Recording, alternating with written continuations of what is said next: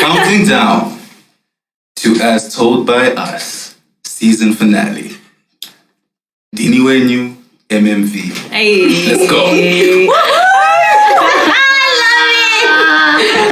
Hey guys, this is Anesu, aka Nyati Shonga.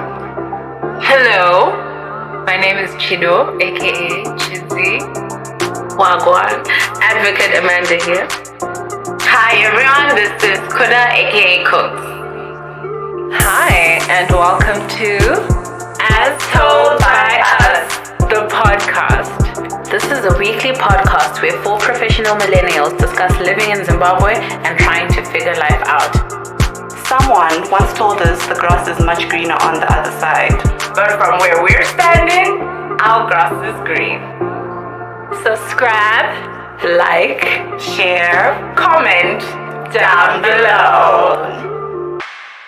Hi guys, and welcome to the Listener's Choice episode of As Told by Us. This episode is proudly sponsored by Shonga Accessories Hub, your one-stop shop for all your accessories. Hit us up on Instagram and other social media platforms for all your accessories needs. I love it. Thank you, Shonga Accessories Hub. All right, welcome to the season finale episode. Thank you so much, guys, for all your support, for listening, for the comments, for interacting with us on our socials, on our stories. It's been really fun. Just also get your input, and we're so happy that we're able to have a listener's choice episode as the last episode of the season. So shout out to Rutendo. and she's given us our first topic of this episode, which is navigating being raised in an African home. So, guys, I mean, obviously, we're all African.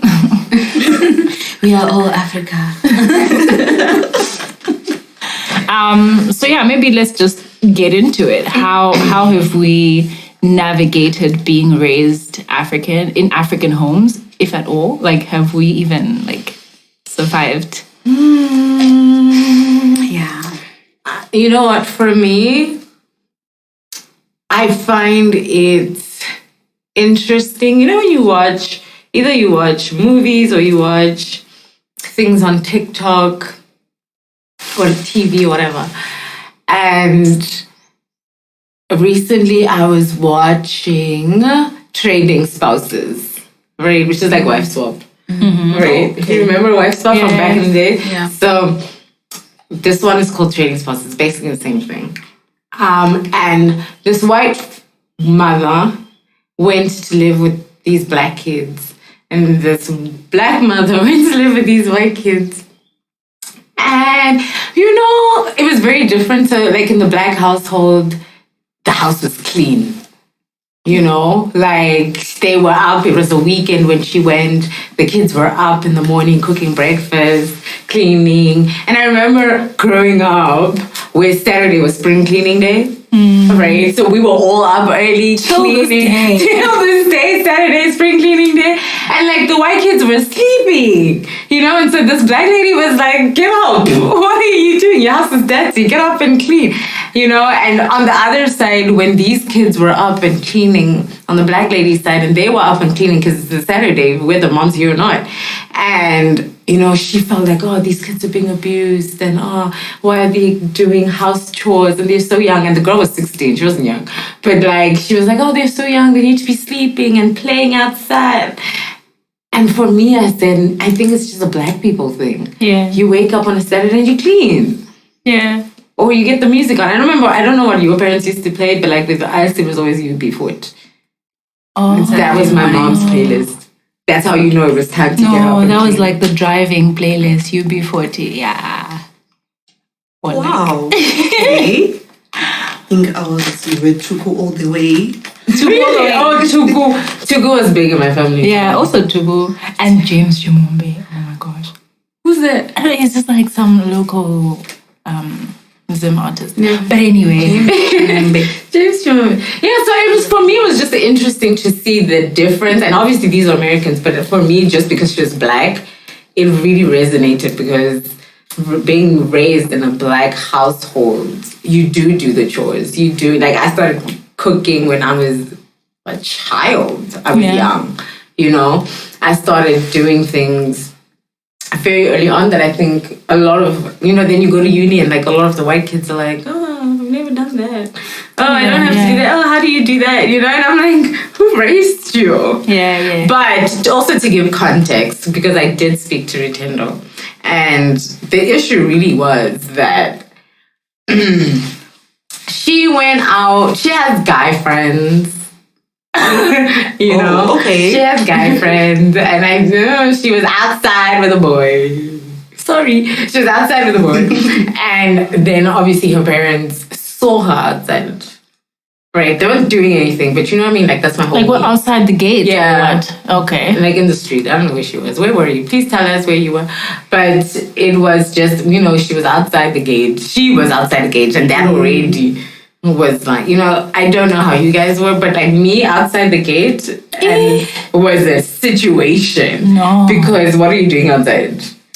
I remember when I was like in high school, I was like home alone. I think it was like school holidays. I was home alone, and some boy had come to like, let me come see you. I'll come by your gate. What. So he comes through, and I remember somebody like, no, it was like my gran who like came home, and I didn't know, and then she just like arrived, and I'm standing outside by the gate with this boy. Just the trauma of that, like. I wasn't like doing anything with the boy. We're just talking. Doesn't even matter. But then it was like, hey, how can you be chilling outside by the gate? Like, who does that? Girls don't do that. Like, it was like a big deal. I actually know a girl who I went to primary school with. Sometime, I think maybe we were now like high school, but like early, Form 1, Form 2. She got caught outside the gate with a boy, and her mom cut off her hair. She was bold. But you see how, let me tell you how this mother didn't think this through. She looked hot after she had her haircut. Yo, that girl was attracting stunning. boys. She was stunning. Yo, like that was the best thing my mother ever did. Like it backfired so badly. But the whole point was, I guess if I make you unattractive, you won't be attracting boys. You won't be attracting boys. In all honesty, the boy wasn't coming to see my hair now, was he? That's what I'm saying. I feel like the way... What is happening? No, you was a girl! You was coming to see her. Like... Bold or not? Bold or not, she's still coming to see me. Yo! I do not know what we're talking about. He was also outside the gate. He wasn't coming to do anything. And I think I kind of feel like parents, especially African parents, take the extreme. You know, they see you speaking to a boy, you're automatically having sex or something. Like it's so extreme. You're not concentrating in school anymore. Like, my guy, calm down. But then they turn around and then you're like 29 and then they say, where's your boyfriend? And where was he coming from? Where is he supposed to come from? I don't know. I feel like I had a bit of a different experience. I think for you guys, a lot of it has to do with being firstborns in your family. I was the third after a boy and my brother's only about 3 years older than me. So I feel like with certain freedoms, it became a little bit difficult for them to say, oh, well, he can go out, but you can't. Because let's talk about how the boys at the gate were able to leave their houses and it's not a big deal. So it became different. And then secondly, there was a bit more comfort with me going out with my brother. Right. So even if we were going out, I think by the time, I'd say maybe in high school was when I was like allowed to like go out places, you know, social things. But it was a lot easier if it's like, oh, they're going together. So the strictness it's a bit weird though now that I think about it, because I think even growing up, it was always one of those, well, they can't make me do this if he's not doing this. Right, It became a comparison thing. So I feel like I had a lot more freedom, because as a child, you don't really see the difference. And it's, And I also think not being the firstborn, your parents kind of get tired. They kind of get over it. They get over it. Definitely, I know me and my sister are very different. Different, right? How we were raised, because she's younger, her rules the rules that I had didn't apply to her. Right? But I also think I took it very seriously to say that my job as an older sister is to make sure that I disappoint my parents so much that, like, when it's my sister's turn, she has she's the golden girl, you know what I mean? So she did, and whenever I would go out, I would take her with me. So, like, I'm not even kidding, my sister was in Bawa very early. And she was there, you know, like, remember in high school you used to have like either V dance or even New Year's, like I would take my sister with me, you know. So, but how it backfired for her, right, is that now, even though she's young, she's so over the Bauer scene because she's done it so much, you know. Even when I was in uni and she was in high school, like I would come back and be like, where are we going? You know, we're going out, we're going Bauer. And she'd come with me. No, she'd come with me. But now she's young, but she's just, now if somebody says, oh, let's go Bauer, she's like, hey, my God, I'm tired. I'm over it. I think it's an advantage, because from my perspective, I was exposed to a lot of that with my older siblings. And it kind of gives you the experience, but with so much more protection that you don't really see. Because if you're out there by yourself experiencing it for the first time, you're so vulnerable. You don't know what's going on. But then if you're with the older siblings, one, they're going to keep you close to buying you drinks and everything. So it's just there like, oh my gosh, everything is amazing. And you're actually sheltered from so much. So I think it's still a plus for her. Sorry to you guys. It's nice when you have like an older sibling, or your parents they kind of understand that, okay, now you guys can go out. But my experience was different from yours, Koda. I am the firstborn, but then I couldn't really break the boundaries. But I think that's also because it was a single parent household. So I think because I was living with my mom, I feel like now that I'm older, I can think through it and say maybe she had like lots of pressure. Because there's so much like drama when it's, the single parent, those girls are going to be wayward, those girls are going to do this, they're going to have daddy problems, blah, blah, blah, blah, blah, blah, blah. So she became stricter than what she's like supposed to be. So and we didn't go out. Yeah, and Nesu and I have had like the same experience. I've never had a sleepover. I've never had a sleepover. We never used to go out, like V dance and whatever. Never. If I was to go, I'd be home by 6 and she would pick me up. Oh, but it started at 6. Literally be there for an hour.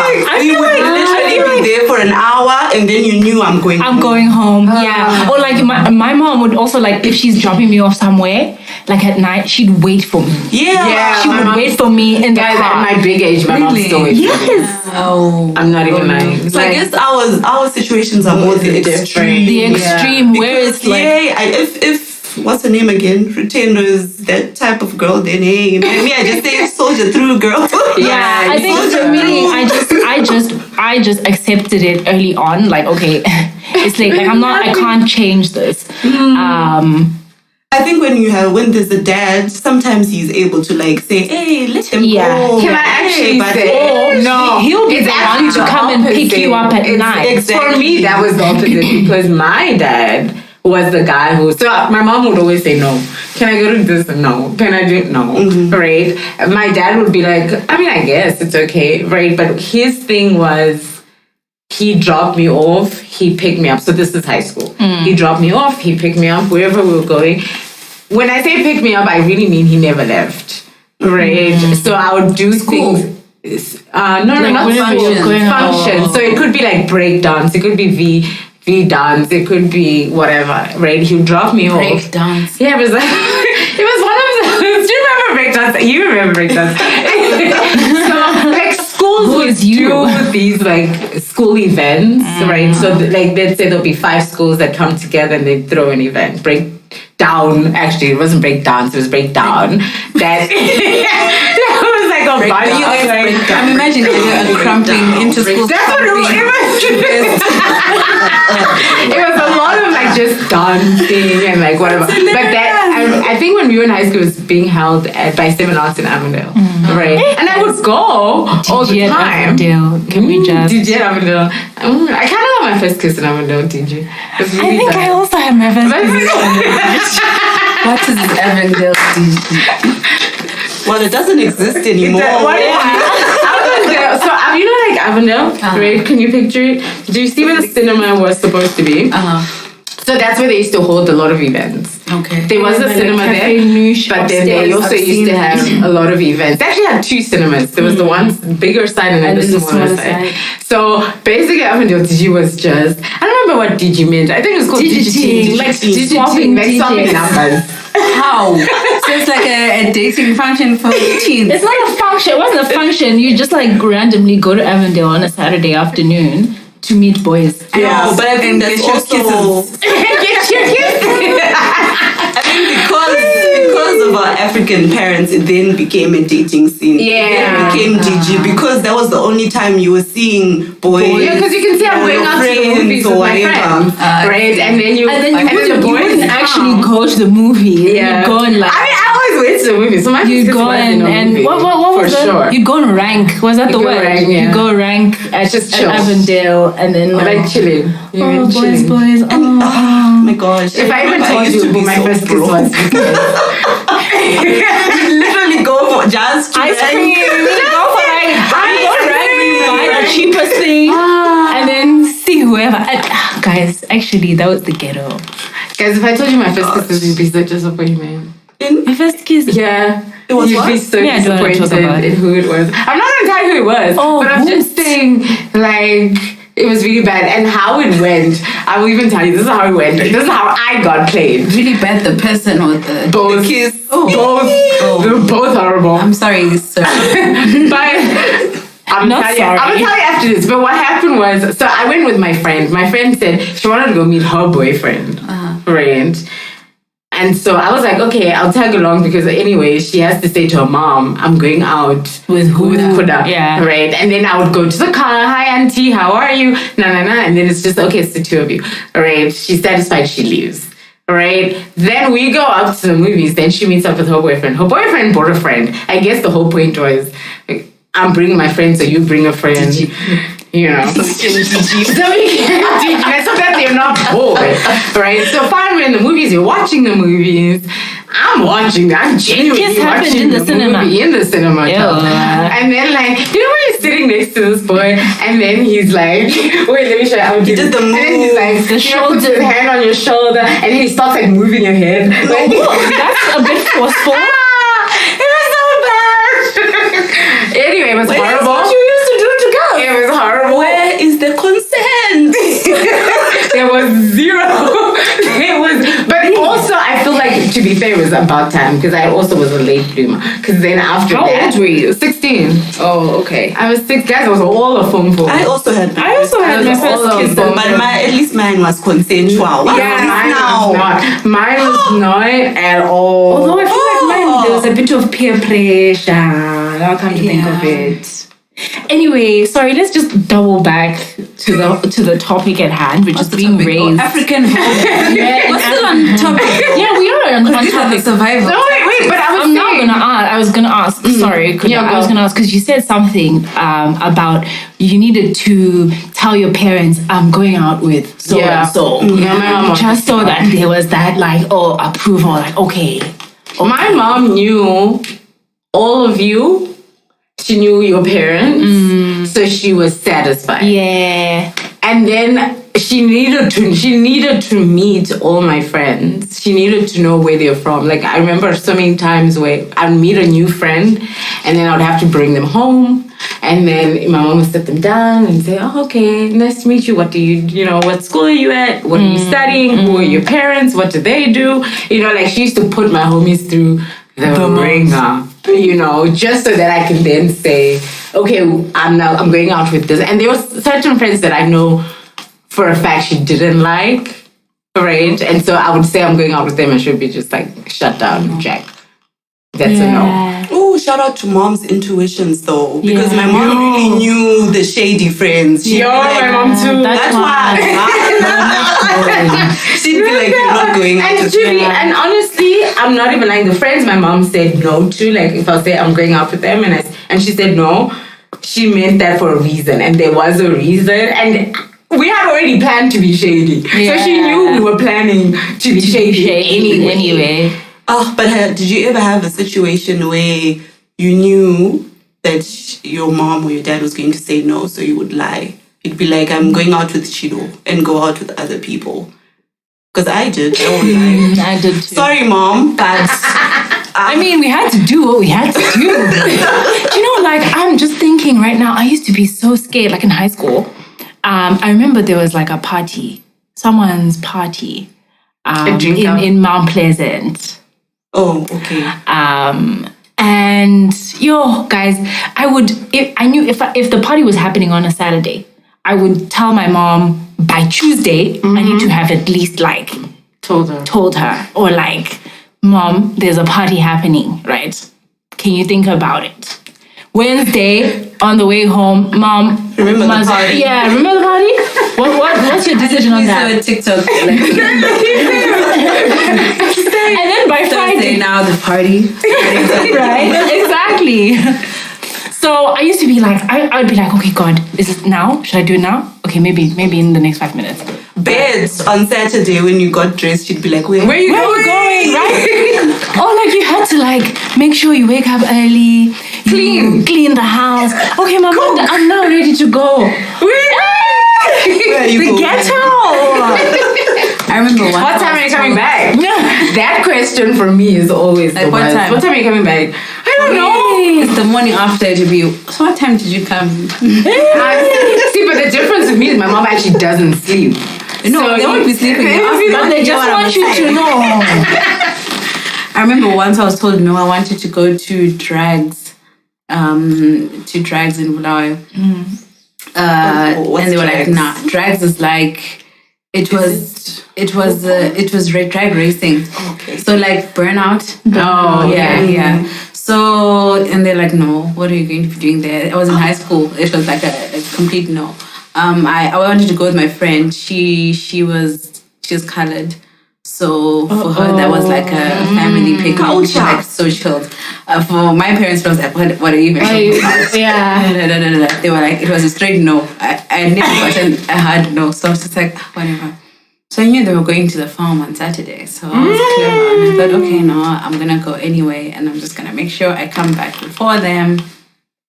Cool. So we go to drags. I remember there was a crush of mine that I really wanted to see, and then he was there, and then I just looked at him, and then that was all. Wait, you just looked at him? No, I wanted to see my crush. You don't talk to I don't do it. Yeah, you don't talk to your crush. See, I just wanted to see them. I saw him. Okay, it was cool. At least we walked past. You did a short brush. We did a walk past thing, and then you looked back. So now it's time for me to go home. Yeah, I don't know if he even. He didn't look back. He was like, you know the type of crush that like you don't even know each other like that. It's just like literally from a distance. You just look at each other, gaze into each other. Okay, yeah, I get like it. literal crush. Yeah. Okay, but anyway, so now it's time to go home. Cute. We're traveling with my friend's cousin, I think. So it's, this guy, they're older, they're doing their stuff, they're drinking. Obviously, no one's trying to go home at 4 or 5 because I need to feed my parents. So, of course, he's like, nah. So cool. It takes a while. I think we only left later on and I got home later than my parents. They were so pissed off. I can't imagine you were being pissed though.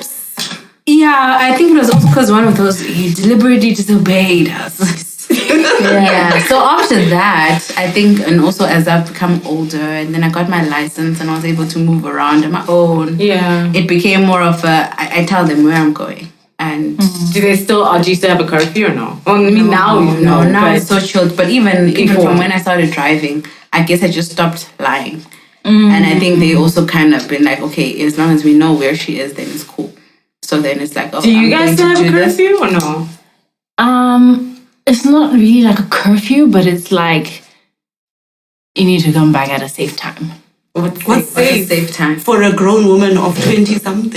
Safe, like you're not getting carjacked or whatever in the middle of the night, that kind of thing.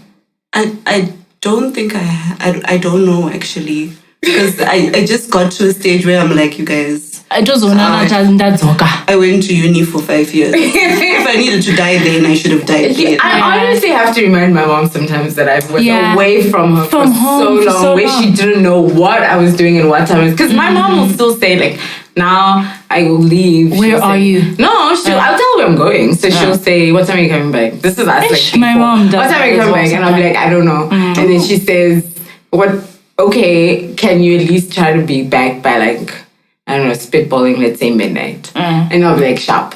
Right. I might come back at 4 or 3, you know? And see, the problem is I know she doesn't sleep, so she'll be awake, waiting, you know? So then that's the only thing that makes me feel bad. Shame, this honey is not sleeping. But anyway, so I'll be like, okay, cool, midnight. But you know, sometimes like things start popping off at midnight. So then she'll call at like 1. And then I'll answer and I'm like, I'm not coming back yet. I will be back when I come back. My mom is a texter. She takes? It's getting late. And I honestly feel like, coming right back to the topic, right? With African parents, you're never old enough. Yeah. You know, like, even if you're 30, if you're 12, if you're 40, like you're never old enough for them to just not care. And I think it's even worse if you're still living at home. Oh yeah. Because what I'm realizing with my mom is, even though I was away for so long, now it feels like it's very clingy. Like this other time, like I was literally at my aunt's house, and I had like, it was like already into the evening. She knows I'm at my aunt's house. But then she's calling me and she's like, where are you? I'm lonely. And then I'm like, okay, babes, all right, let me come home. Yeah. You know? That's also why I've taken that view now. Because I feel like I need to shock you. That's what I'm saying. Because disappoint them. If I don't do that, you're going to continue to expect me to check in. You're going to continue to expect me to say, I'll be home by 6. No. And then if I'm not there by 6, I'm saying, I'll be home in 30 minutes. No. I'll be home. Because I'm grown. I'll be back when I'll be back. I'm a grown woman. You have to disappoint them. Honestly, not like in a disrespectful way. Just say, push the boundaries. Let go. Push the boundaries.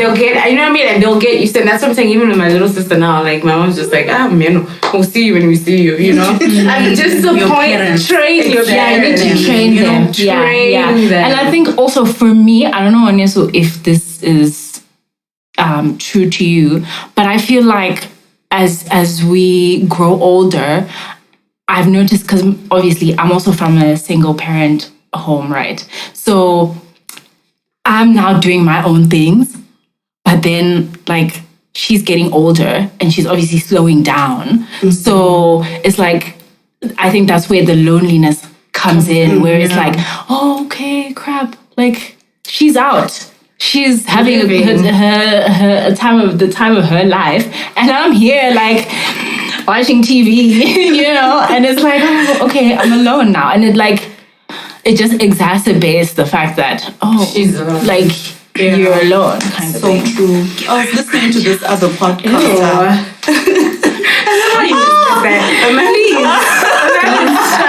Don't say those things. It's a circle of life. But I mean, I kind of agree with you because similarly with me, without my dad now, my mom is a little bit more like cling. You know, like she definitely wants to be. Oh, even, and it's small things. Like, she'll come back from work and say, oh, come sleep with me. Come sleep in my room. And I'm like, I got my own bed. Yeah. I don't want to sleep in your room, you know? Oh, but my bed is comfortable. It's new. I know, because I bought it. But, but the point, like, for me, I'm like, I like my own space. Like, if I come back from work, I want to be by myself. Yeah. But she's really more, and my mom is very extroverted, so she's really more like, come, let me tell you what happened at work. So normally when she comes back from work, I go to her room, we chat, how was work, you know, and we talk about it. She tells me whatever stories. And then I'm kind of like, okay, cool, I'm out. But she's like, no, stay. I've got more to say. Yeah. Let's talk. Come into my room. Let's talk about, come sleep in my room. You know, and worse when I'm sick. Oh, that's even worse because now she's really like, you have no choice. Come sleep with me. Yeah. Oh, that's cute. I mean, but it is. No, but that's what I'm saying. And then that's when we talked about, like, remember how we were talking about even just moving out? Like, they make it so impossible for you. They, you know, either it's the guilt tripping, why are you trying to leave me? Or it's like, they just, You're gonna go to something naughty. What? At my grown age? So what even if you bring up the conversation of, it's you're time gonna go for you live to with the let boy. me go. And that's always the assumption, right? Like, what are you trying to do in your own space that you can't do here? Yeah. Obviously, Everything. you're going to meet the boy. You're going We just had sex. Oh my god. Oh my god, I can already see what kind of parent I'm gonna be. I'm gonna be a I remember the experience of me breaking to my parents that, okay, I want to go work in Harare now. I think it was so much easier because I know I spoke about moving out when I was still in Blues. And my dad was like, oh, the only time you move out is when the husband comes and takes you out. But basically, they were like, literally. Because then I was like, I'll just have like, but he's like, it doesn't make sense. You don't have a flat here. We'll literally come and bring you back home type of vibe. So then I was like, okay, now I got a job and I'm leaving. So I think that was the only way that I was able to not be there. Mm-hmm. So what would you guys say about that notion in the African home about a girl leaving to go live by herself? Not that you're getting married and going to join another family. Traditionally, there is no path like that where you just grow up and say, oh, I'm 21 now, I've got a job, I'm getting my own apartment. Honestly, I feel like it also depends on how they were raised. So with my mom, my granddad, no one, girl or boy, moved out. They weren't allowed to. Sekuru said, absolutely not. You all leave once you get married, including the boys. Unless, for example, like you said, you what get if you a job. don't get married? What do you mean? It's not even a thing, not getting married. So only the ones that managed to get jobs out of Harare were the ones that were allowed to live away. But everybody else who stayed, girl or boy, you live here until you get married, then you go out. And because that's how my mom was raised, that's how she feels like she needs to raise us, you know. She's sadly mistaken, however. You know what I mean? Like for her, and we've brought up this topic so many times, you know, sometimes, like we said, you have to train your parents and you have to just say, listen, I hear what you're saying, but I'm out. Yeah. You know, you have to just disappoint them and go. Because I personally feel like it's important that you live on your own. Firstly, right? I think it's important for you to know what you're capable of. How many, you know, even if you're at home, you do pay bills. Like I know we all pay hella bills, right? You do still pay the bills. But if you don't pay, you're still not hungry. Yeah. You know, so I feel like you need to be able to say to yourself, what am I capable of as a person? Can I afford my own lifestyle? What needs to change? That way, even before you bring in another person, you know who you are. Right? So I advocate live on your own at some point. I'm even still trying to navigate that, but eventually I feel like it's important. That's just un-African. It's definitely, and that's the thing, right? It's because a lot of so I do have friends that are not African. Well, they are African, but they're white Africans, right? And for them, their parents were like, be out. Like, after uni, they never went back, you know? And it was just like, some got lucky because their parents, because, of the white race, they have a little bit more money to spend. So their parents either got them apartments, bought them homes, so that's a different situation. But their parents basically said, okay, now you're working. We bought you an apartment. You probably have a car. There's nothing left for us to help you with. Go figure out your own life. Yeah. But I think parents now should be a bit more, they need to change with the times. I'm still about this tough love business because we're getting married at a later age. Yeah. Some people are at home still and they're 33. Yeah. Girl doesn't even know how to do bills or budget or do anything really. And you're expecting her, but when she goes to her own house, her husband is going to expect her to budget. To know where to get deals for food and all of that business. Yeah. So I feel like it's now disadvantaging us. Yeah. Even boy child, it's also disadvantaging them because if you don't move out at a certain age as a young man, you are going to find a girl because you need someone to cook for you. Can I ask you a quick question? And you should be knowing how to cook and all of that. Yeah. As a Han, right, as a woman, if you're dating someone who is, because we are in our late 20s, if you are dating someone who is also in their late 20s, maybe early 30s, living at home, they're living at home, do you look at them weird? No. With their parents? No, yeah. I don't. I don't because of where we are, right? So I feel like I can't judge you for living at home for whatever reason. Maybe if it's a financial reason, right? That you can't afford rent, for example, in avenues. I can't judge you because can I even afford rent? Okay. So I won't be so judgmental, but maybe I would only judge you if you're living at home, no job, no money, no side hustle. Then I'd definitely side eye you a bit. Mm-hmm. It's a no from me. I think I would judge him for being a mommy's boy or being overly dependent on your parents. You know those people who can't separate what my parents have done and who I am as a person. Yeah. For me, that kind of person sucks. With me, I find it weird when someone says, "Oh, we have a house in whatever." We have a house. We who? Who is we? We have a business. Has a house. We have a business. Who's we? You are just administering. Say my parents.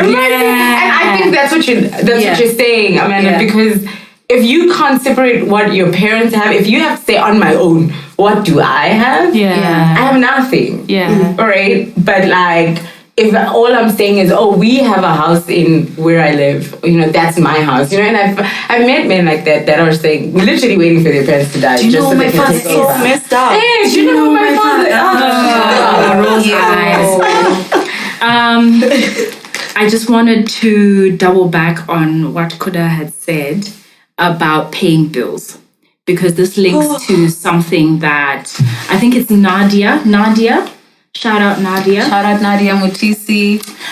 She said that we should speak about black tax, right?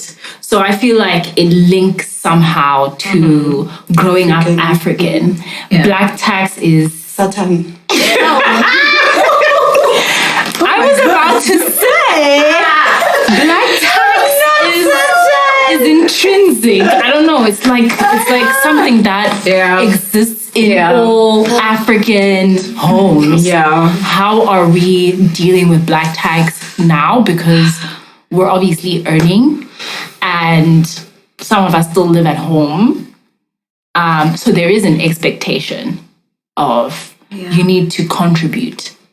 I think also just to give a more definitive, when we are saying black tax, we're basically saying your contribution to your family and to your extended family, right? Mm-hmm. So it's the money that you pay or the things that you do for either your immediate family. So if you're still living at home, then obviously what you contribute in your household, but then other people have extended family that they do support. Mm-hmm. And black tax is very interesting, child, because The reason why I said it's satanic Yeah, please explain. I hate black tags. It's so annoying. It feels like it's a burden on just black kids, if that makes any sense. Yeah. Like, Because it is. it's such an expectation in our households that in some instances I know some people where it actually sets you back. Like, you're now saying you have a job. I haven't even I haven't accumulated my wealth. But because I'm now working, you're now saying you've gotten a job, you're contributing to family funerals, you're contributing. Yeah. Oh, yeah. The thing is, it's not just for your immediate family. It's not just for your mom and your dad and your sister and your brothers. It also like goes into your cousins, your uncles, everyone. As soon as they know you have a job, Everyone's Dude, so bad. Even once when I bought my car, it became give me rides everywhere.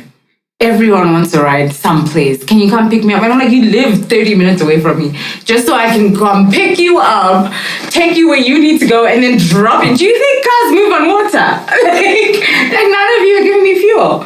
Yeah, it's wild.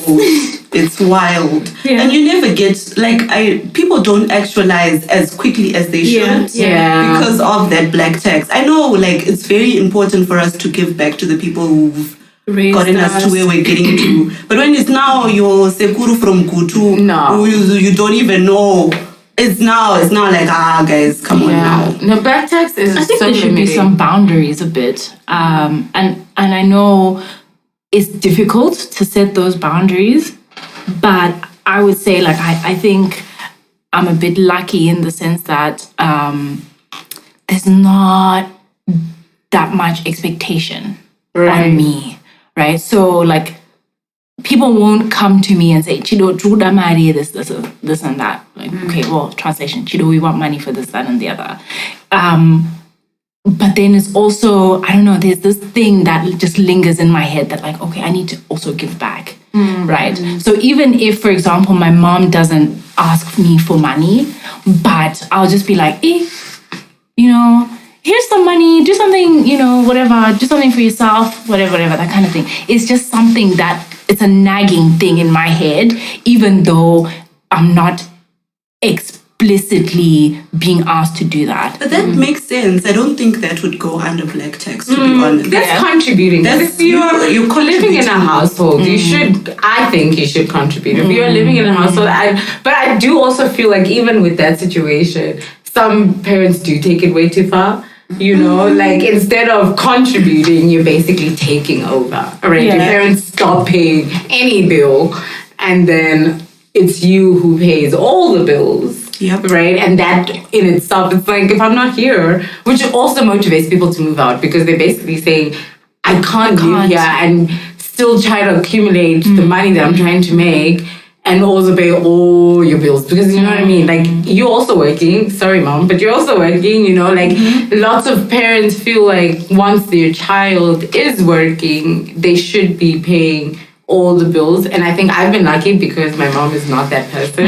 It's not all the bills. I have certain bills that I do pay for, right? That are exclusively mine. Yeah. But then it's important, and I do feel for myself and my growth, it's important for me because it teaches me budgeting, it teaches me, just responsibility, but she doesn't expect me to pay every single bill, all the time. And it's me that then says, okay, what are we doing? Okay, this month, my mom and I will sit down and say, okay, this month, what do we need to pay for? Obviously, there are things that I pay for, things that she pays for, and then if something extra comes up, we share that burden. And that's good. But for me, the black tax obviously is then with the extended family. And I'm lucky only because I'm rude. So I'm very much like, no.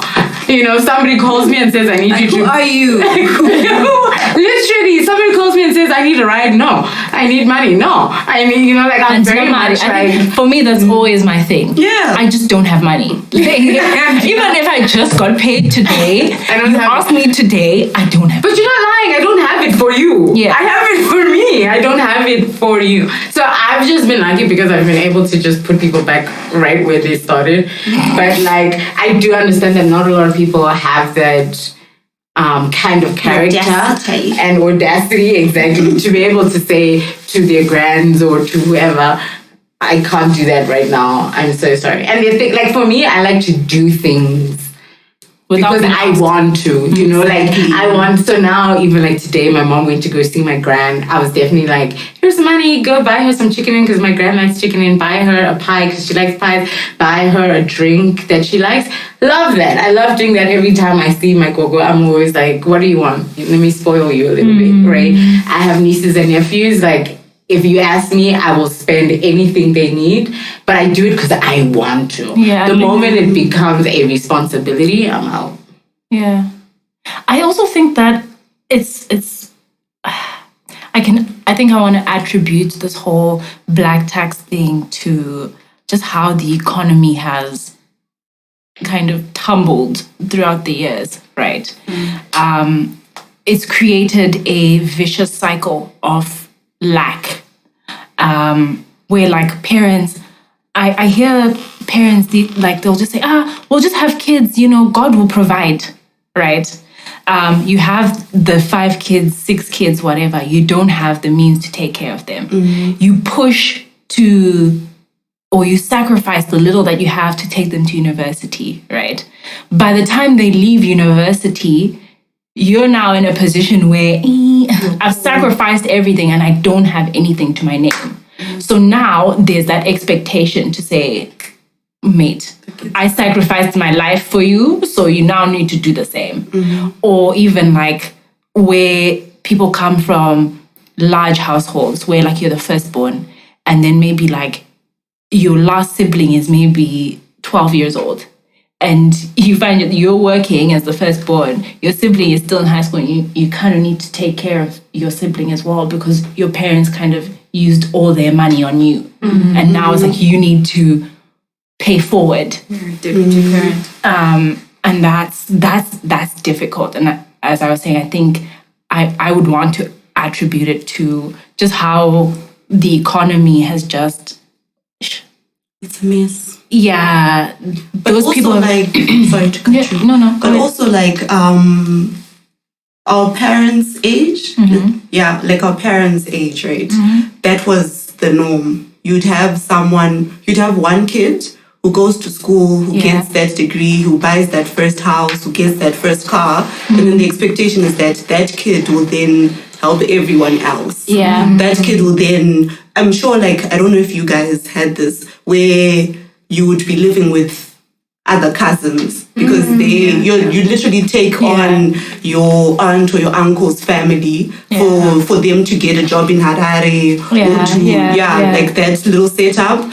But now I would say the economy doesn't allow that anymore. Yeah. I can't do that. I love my sister to bits, but I don't see myself in any, like, right now being able to say, yes, I can take care of you. Because I don't have that house. I don't have that really good paying job. I don't have those things that our parents used to get, like, nicely because the economy was good. I don't have those. So I feel it's a bit unfair to then expect that same black tax on someone who's not really making that much money. Yeah. And you're right? Because like now that I'm just looking back of all the people that my parents paid fees for, that's a lot of people. You know, like I'm looking back and I'm thinking, damn, son. Like my dad paid fees for his siblings. My dad paid fees for some of my cousins. You know what I mean? And like at that point, he could afford to do it. Good. And the fees was also the not fees like... was also not ridiculous, you know? And so I can understand because, but now I'm like, if it's not my sister and if it's not my nieces and nephew, like, I'm sorry. Yeah. I'm not doing it. So just to wrap it up, I thought we'd do something a little interesting. You know how like when you grow up in an African household, your mom or your dad will always have like this one saying, like this one African saying that you kind of grow up knowing. Or like, for example, when I went to university, it was always, and everybody, even all like my cousins and like whatever, it's always Ziaja Fambi, which is like, know what you're going to do in university. So like, do you guys also have any like those like sayings, funny sayings that like your parents just always used to say? For me, it's Ziozwa Fambila every time, anywhere you go. It's Mine is what? so every time when a parent wants to like discipline you, whatever, they'll be like, first I was reading somewhere that African parents specifically, as kids, you need to learn how to understand body language because your mom can like, just look at you and you're like, oh. yeah. So that saying is just, I'm about to beat you. You need to calm down or you're getting a whooping. So, Oh, I see. Okay, I get. Now that you put it in context, I get. How do you translate that? So if directly, it's like sleep, you're going to feel cold, right? No, so if you want to sleep, feeling feeling cool, feeling cool from the beating. So it's basically a threat. Okay. So I see you trying to catch these hands. Yeah, is what you're trying to catch hands. You're trying to catch these hands. I see. For me, my parents never had. I mean, my mom had a look. I got the most beatings from my mom.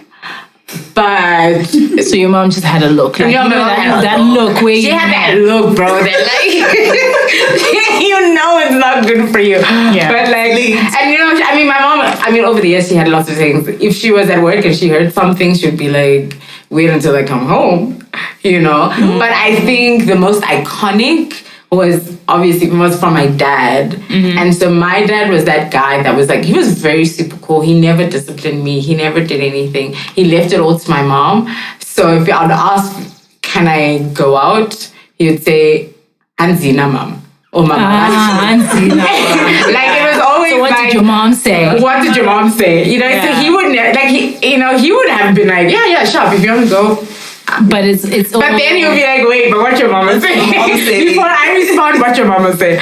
You know, so it was always that. Like for him, it was always, every time you go ask my mom, my dad, and he'd be like, what did your mom say? And so what you would then do is go to mom and say, Daddy already said yes. So can I go?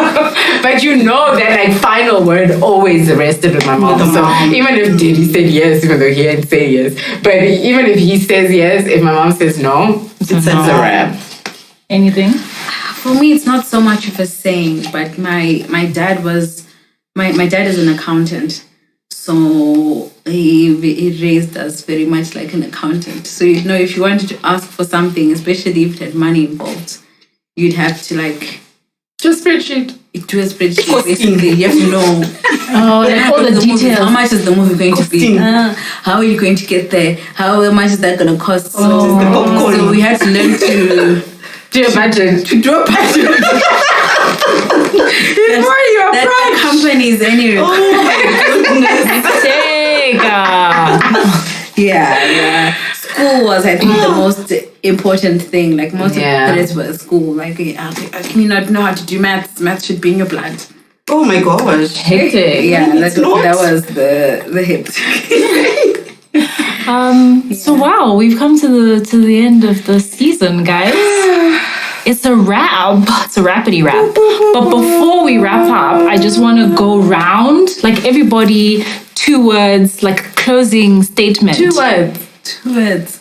We're lawyers. Yeah, I'm limiting you. 2 sentences. Okay, 2 sentences, closing statements for the season. Who's going first? Russian roulette. Anisu, go. Closing statement. Closing arguments, baby. Closing arguments. As told by us is an interactive space. The us Oh wait, this is Amanda, by the you way. and me. 2 sentences, bro. I used commas. Stop, Saba. Semicolon. Semicolon. That was a semicolon. What did I say? As told by us was an interactive space. The us represents you and me. Full stop. This has been an expression of our views and our thoughts, comma.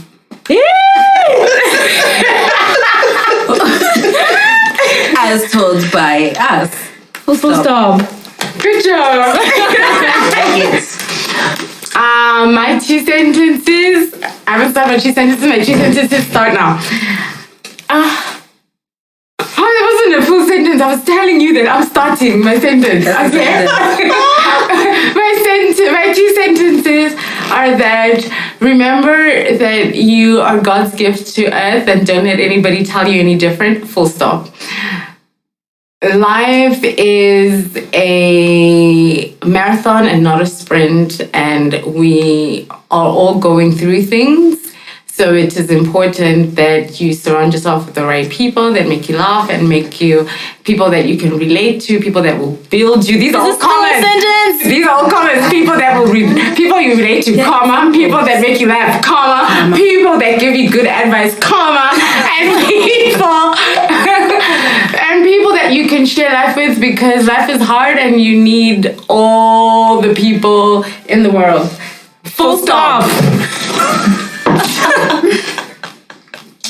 Wow, mine is going to be short then. Okay. Sentence 1. Timekeeper, relax. This was so much fun, guys. I won't even lie. It was. This was so much fun. Oh my gosh, I can't even I didn't think it would be like this when we decided to do a podcast, but this was awesome. And guys, please continue to engage on the socials. We're going to take a break, but we'd love to hear from you. Amen. I think this was the most engagement we got when you asked for suggestions and stuff. Yeah. So please just keep the fire coming through now. Keep sliding into our DMs. Into the DMs now. Hey! Also, I just want to say thank you for making my dreams come true. Aww. And I say this all to my co-host and MMV. That I know this started off as a little weird dream, but the fact that it actually happened for me, guys, this is literally the definition of dreams come true. You see, this is what you should have said. This was what I should have said, but dreams come true, everybody. Warm-up sentences. Yeah. Okay, well, just I'm remember that dreams do come true. Wow. Now that I have to close it up, it's weird. But coming. Thank you guys so much. Oh, Shots, everyone. anyway, thank you. Hasta la vista, baby. Full stop.